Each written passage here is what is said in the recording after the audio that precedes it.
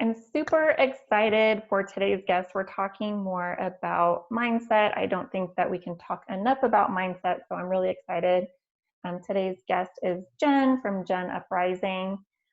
So thank you so much for being here. I'm really excited to have this conversation with you today. Thank you. Thank you so much for having me. Yeah, so kind of funny, I had a guest guest interview last month as well. Her name was also Jen, and she also talked a little bit about mindset and mindfulness.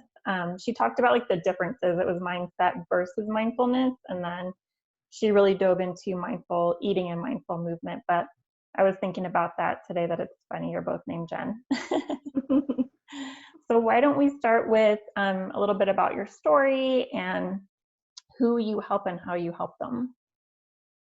Yeah, so I kind of have an up and down story. My background is actually in massage therapy and health education. I did that for a really long time as a single mom. And then when I got married, and there was a lot of dynamics as far as, bringing in a certain set of numbers as far as income and paying for a mortgage, and really kind of almost growing up and trying to figure out how to navigate these dreams that I had as a kid, and then still be a good mom and still be a good wife. And so I ended up quitting my massage practice and started working a 9 to 5. Mm-hmm. And I feel like I lost a sense of who I was as a person because I was putting my family first.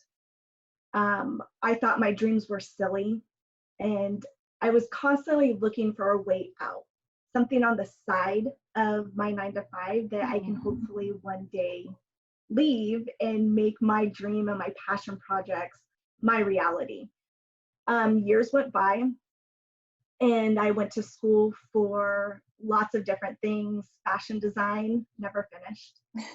I found yoga, started going to school for that, and then it interfered with my day-to-day life because I was always gone.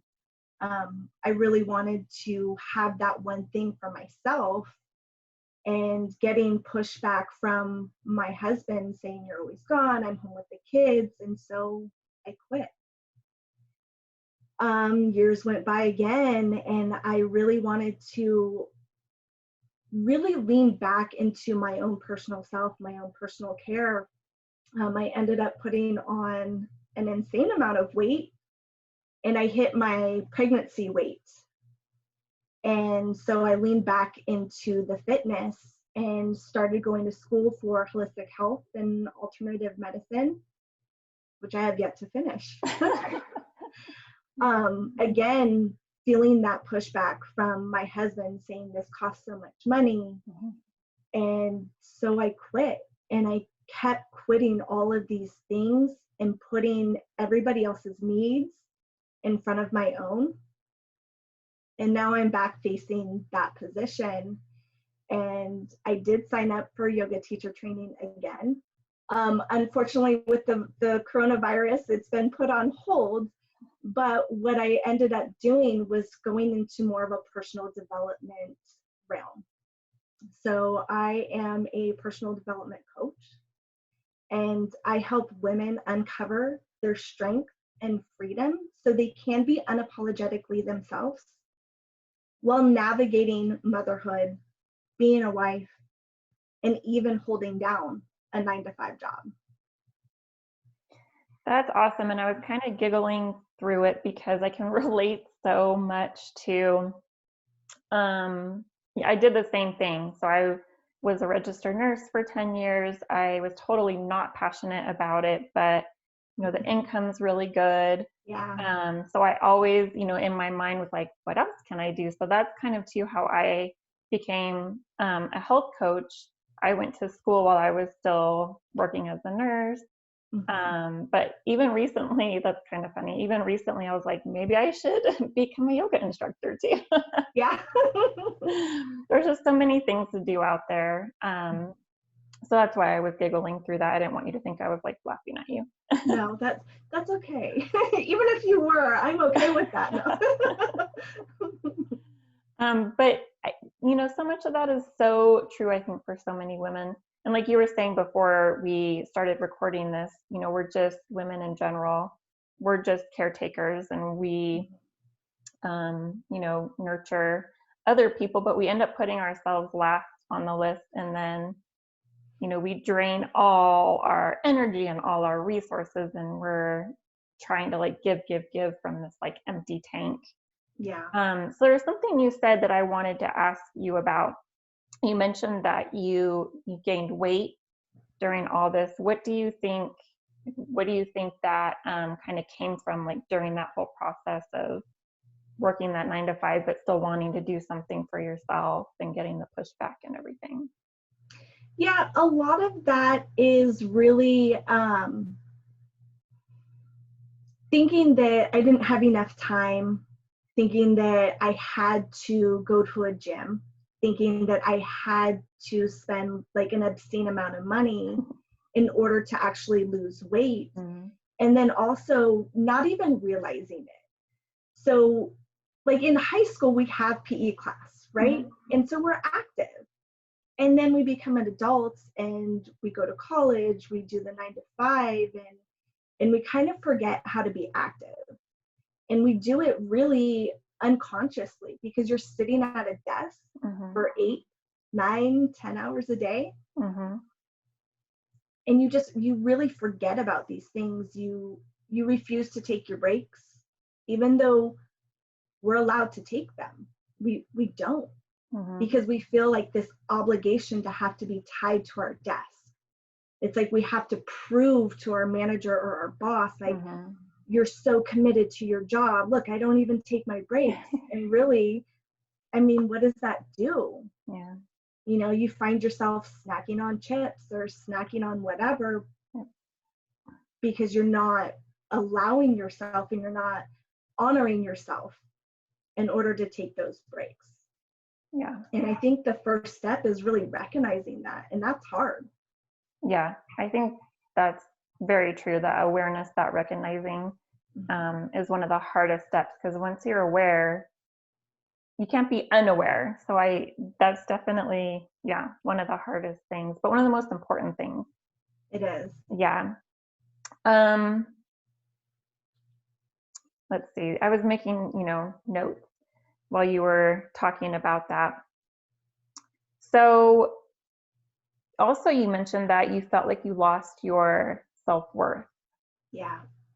Let's talk about that, because I feel like that is so prevalent, amongst women, whether we're moms or not, but kind of especially moms.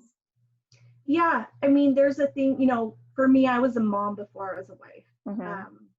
And my single mom life was short-lived, but I knew in that moment who I was. I left my son's dad for a reason because it didn't fill me. It just, there's something that you choose as a mom Mm-hmm. to not just put your children first, but to put your entire life first. And so I put myself through massage school because I wanted to create something for myself that was fulfilling, but to also create this life and teach my son that you can follow your dreams and Mm-hmm. passions. A lot of times when you come into a partnership, you want this person to like you. Mm-hmm. And so you do all these things that they enjoy doing, and you kind of lose who you are.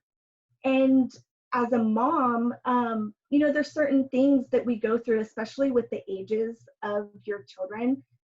Yeah, there's going to be a lot of times where you're putting your kids first. There's Mm-hmm. going to be a lot of times where you may not shower that day. But then we get used to it. We get comfortable. And we settle into a routine, and we take our dreams and our hopes and our wishes, and we think that that's not meant for us. That's not something that we can have anymore because we have this family now. We have this partnership. We have a spouse that may not think the same way that we think. Mm-hmm. And so we compromise and we settle, and we just kind of push all of those feelings to the back. And then we think that we're not allowed to have them. Yes, so much. Yes. Well, I also feel like one of the things, just, I don't know, it's not really ever said, but somehow kind of the more modern mom, it's almost like we feel like we have to do that. Like we're a bad mom if we do something for ourselves, or if we put ourselves first, even sometimes, even though we know that that's really good for us. And, you know, I've had so many moms tell me, I know I'm a better mom when I routinely practice self-care. I'm happier, I'm calmer. You know, my fuse isn't so short, my temper is not so quick, but we're just last on our list. We don't prioritize that at all. So I know that that's something you like to speak to is, you know, women putting themselves first. How can we start to do that even just a little bit? And maybe if you have some tips, how can we do that without having that guilty feeling? Yeah, so guilt plays a huge role. A lot of the guilt is generally not our own. That's where like a lot of the limiting beliefs and everything come in, because we have these thoughts and we have these obligations and these expectations that are put on us in more of a social standard form. As women, we take pride in our busyness. Mm-hmm. And it's almost like this competition instead of this working together in community aspect. We take so much pride in, I only got 3 hours of sleep last night, or, you know, running your kids from sport activity to sport activity, and we take pride in it, and we forget about what it feels like. So the biggest tip that I have is to get out of your head. You know, we forget about our feelings, we forget about our emotions, and a lot of that comes from our childhood. You know, how many times were you told to stop crying? How many times were you told that, like, it's okay, you know, and even as women, to not show our emotions? And so we take so much pride in blocking all of that that we forget how to do it. And really leaning more back into the feeling. What feeling do you get when you put yourself first? How does that make you feel, and how does it make you want to show up as a mom? And really leaning into that. Like, we forget that we have a body, and we get so focused on what's going on in our head. And if we just calm down and be quiet and be still, we can really hone in on the feeling and lean into the feeling of putting yourself first, whether that's exercise, eating right, journaling, meditating, whatever your favorite thing is. What if you did that on a daily basis?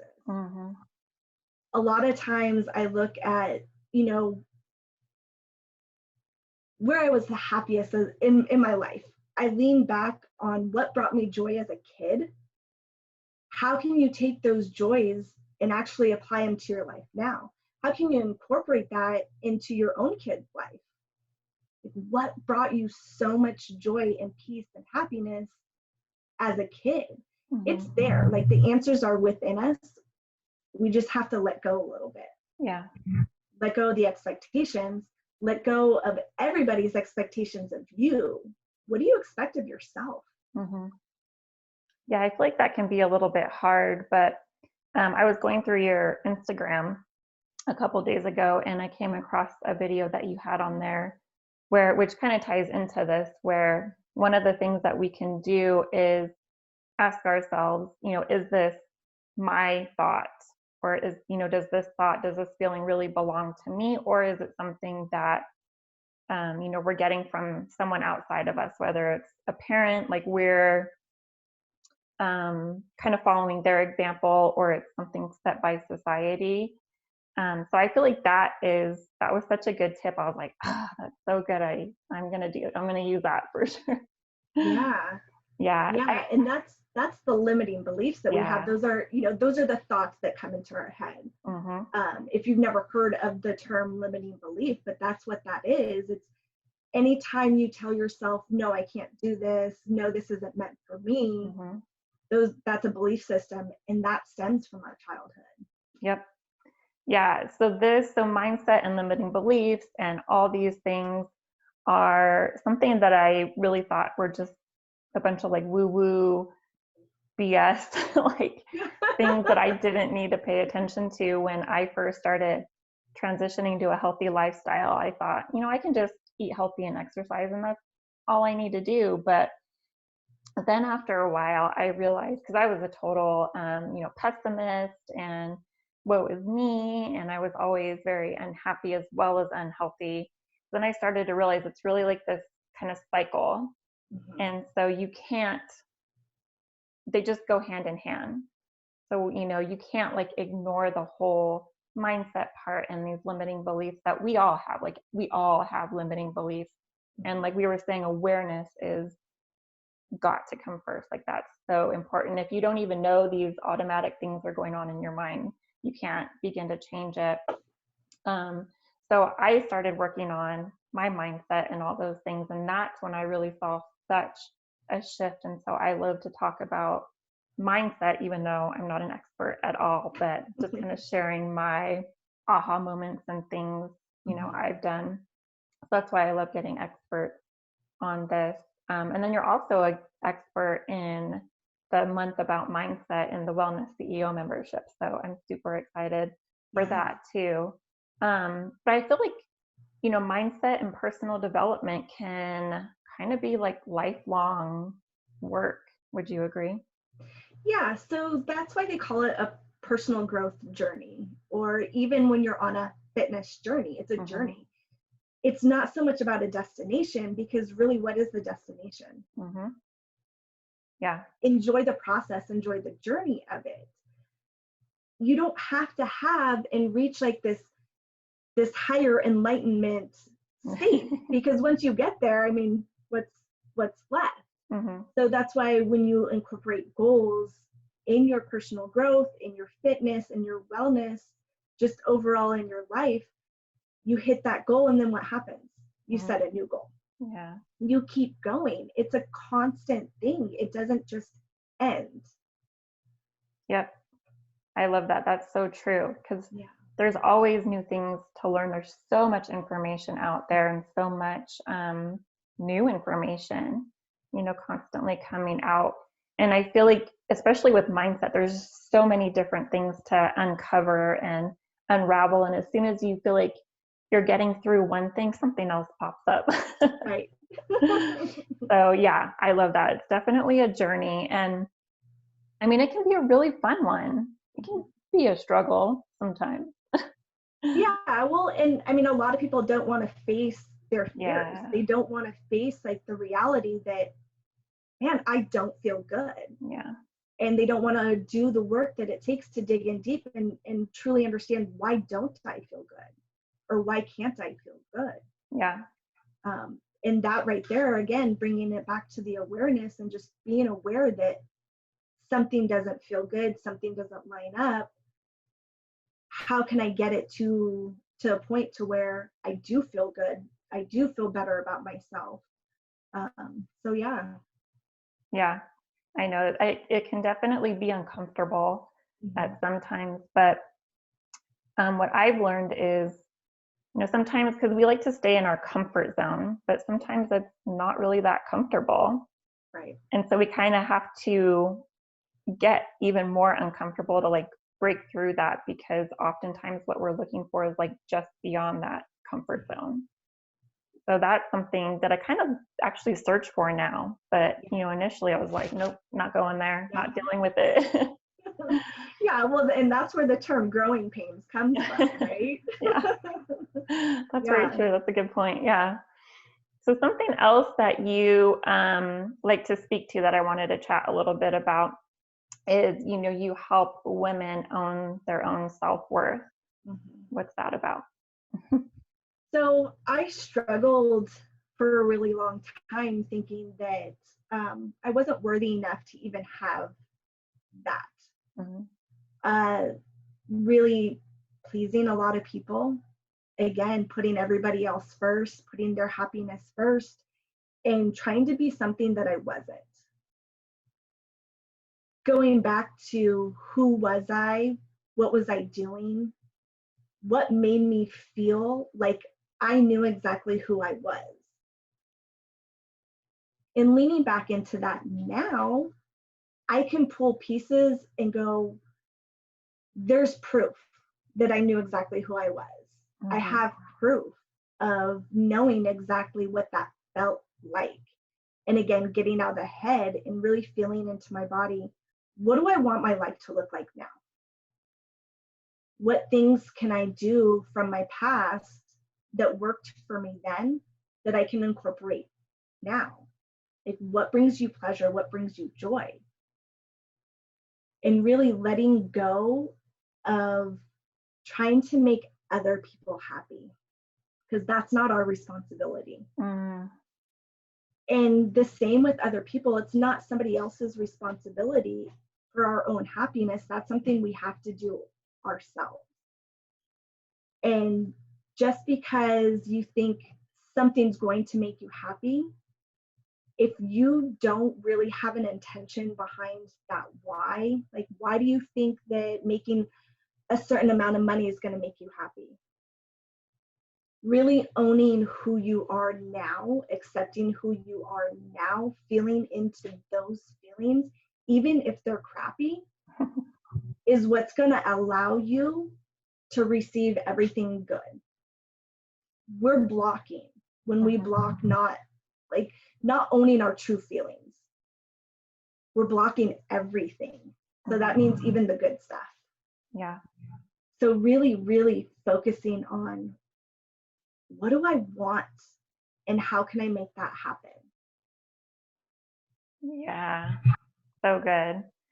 So if there's someone listening and they really resonate with, what they're hearing here, and are, kind of starting to recognize that maybe they're that woman that's in that place that's got these limiting beliefs, that's not owning their self-worth, that's all about the people pleasing and trying to make other people happy, putting everybody else before them, what can they do to start? Well, the first thing is really recognizing it. Sit down and go, what do I feel like right now? How does that feel? And then going into a place of, what do you want it to feel like? And then what small changes can you do every single day to go towards that? I like to do an exercise calling act as if. So what this really is acting as if you've already achieved the goal that you have, acting as if you already feel the way that you want to feel.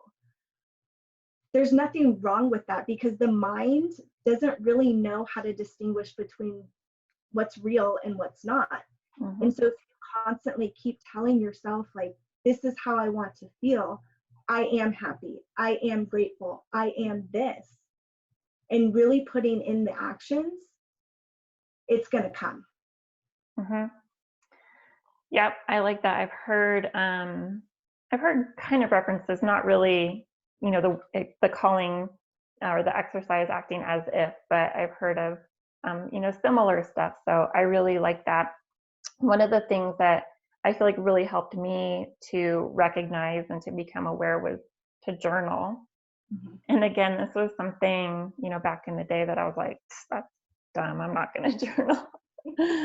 But it's hard to kind of get past those blocks that we have in our head initially. So I do feel like journaling personally really helped me, because then I would go back and read some of the stuff. I would just like free flow, I wouldn't really have questions or anything specific that I would write to, but I would just, this is what's on my mind today, and I would write to it, and then I'd go back and read it and be like, wow, that's what's going on up there. It's just these things that we're not really aware of. There's so much happening in our mind throughout the day, and most of it is happening without us really noticing. So I liked journaling for myself. Yeah. Yeah. So, okay. What about if, there's a mom out there, excuse me, who really wants to start practicing the self-care and, um, maybe stop putting others ahead of themselves all the time. What, how do they do that, especially without feeling like that really heavy guilt, especially initially? So I would say do one thing. Start with just one thing and practice that on a daily basis, and really, how does that make you feel? Mhm. How does it make you feel to do just one thing? And it really depends on everyone's schedule. I like to get up before my kids get up, and I like to do a morning ritual before I actually start my day, before I start my 9 to 5. Mhm. And really, it starts with just one thing. Like, what's one thing that you can commit to yourself? Do that for 30 days. See how that feels. Mhm. And then see if you can add one more thing. I like that. That's really doable. And I mean, the 30 days is going to pass anyways. So why not be doing something to better yourself, which I really think that our families really appreciate when we take care of ourselves too. Mhm. So thanks so much for everything today. I think that this was a really great conversation, and one that, women need to definitely have more often. Um, where can people find you, find out more about you, what you do, who you help? Yeah, thank you so much for having me. So I am on Instagram most of the time, and you can find me at JenUprising. And then I've got a free group called the Free Spirited Woman on Facebook. Okay. So you guys can join that. I can give you the link to that. And yeah, so that's where you guys can find me. You can find out about the courses that I have, any free challenges that I have will all be in the Facebook group. Cool. Yeah, we'll definitely link to that in the show notes so you can find her easily. And then also take a screenshot of you listening to this and then tag both of us so that we know. Awesome. Thanks so much. This was really, really good. All right, thank you. Yeah.